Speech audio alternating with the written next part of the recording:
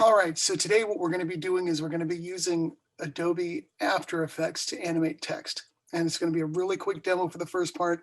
So I'm just going to do it for you and then hopefully have it recorded so that you can reference this after the demo in class. So I'm going to share my screen.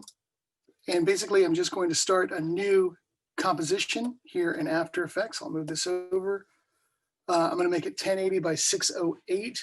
No real reason. I'm just going to keep it that size. And the first thing that I'm going to do is I'm going to create a background. And remember, there's no layers here. I don't make a new layer. I just have to start working here in the composition window. And if I go to composition settings, I can see that my document is 10 seconds long. I'm going to keep it just 5 seconds. So I'm going to delete that and say 05 and hit return. Now what I'm going to do first is I'm going to make a shape for the background. And it can go outside, and I'm just going to make a gray shape. Then I'm going to grab my text tool, and then I'm going to do a little text block right here. And I'm just going to type in digital design. Okay. And just like any text, I can grab it. I can make it larger. Right now it's at 72. Let's make it at 120. Maybe we'll go to 140. Okay. Now what I also want to do is I'm going to grab my selection tool. I'm going to select both of those items. And over here, I'm going to use align. And I'm going to align the layers not to the selection, but to the composition. So I'm going to align it in the center. And I'm going to align it in the center. Now I had caps lock on. That's why the window went black. Turn off the caps lock, and now you can see it. Okay, so what we're going to do is we're going to go ahead and hit the caret next to the digital design type. And that's going to open up the normal things that we usually hit, the transform, for example. We've got anchor point, position scale, all that, but we're not going to do that this time. This time we're going to hit animate right here, this little button. And when I hit the little arrow, it gives us a whole bunch of different parameters that we can adjust. In this case, we're starting off with position. Now watch what happens to the screen. So what happens is we now have a different set of choices under Animator 1, because we'll be able to stack and add different animators on there. So the first thing that we need to do is we need to figure out where this first animation is going to start and where it's going to stop. So we open up the range selector, and my keyframe is here at the first frame, and I'm going to start.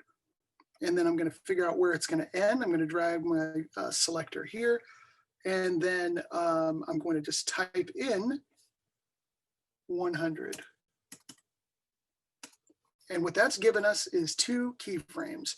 So now whatever we're going to do is going to happen between here and here.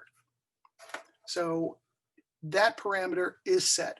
Now what we're going to do is we're going to set up what the animation is and what we want it to do. So now what we're going to do is we're going to adjust the position.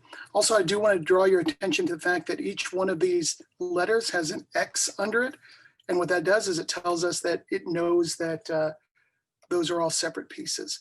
So I'm going to come here, and I'm just going to wind up being somewhere other than my keyframe, and I'm going to adjust the position. And so by going positive, by putting a positive number in there, say 20, we see that the letters start to move down. And so that means they're going to start off from here and they're going to move up. Okay. But what I want to do is I need to be kind of high. So I'm going to say 400. And now we've got an animation where it pops up just like that. The next thing that I want to do is remember that when we were moving the puzzle pieces, we wanted to blur that because now they're just kind of appearing out of nowhere. So what we want to do is we want to add the blur, and we can do that right here. Trying to mouse over it, and you'll see that we can add the motion blur to this. And now look at them.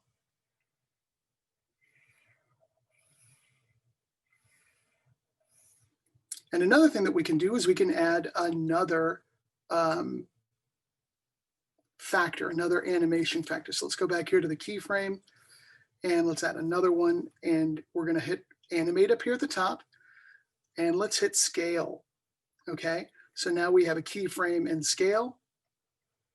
And we come here, there's our keyframe. So let's go ahead and in scale, let's go ahead and come to right about here.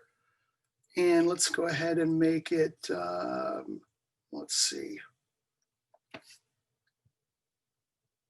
30%. And you can see that it shrunk that already.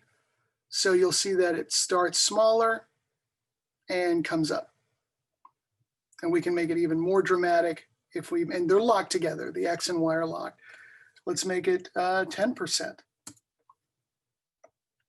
So let's play it. All right, so that's coming up. Another thing, let's go ahead and let's hit the animate again, and let's add opacity.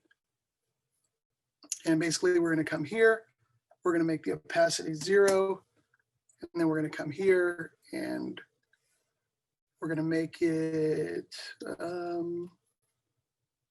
100.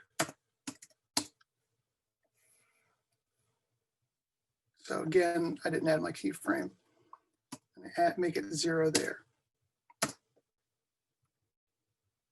So they are fading in. It's hard to see, but you can see there that they're just starting to come up because we've got the blur on there as well.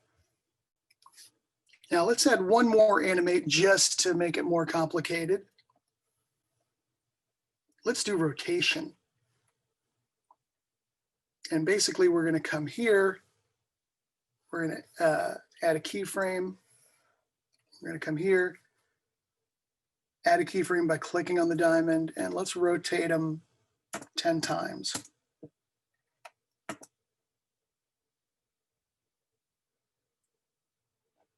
So you see them spinning in,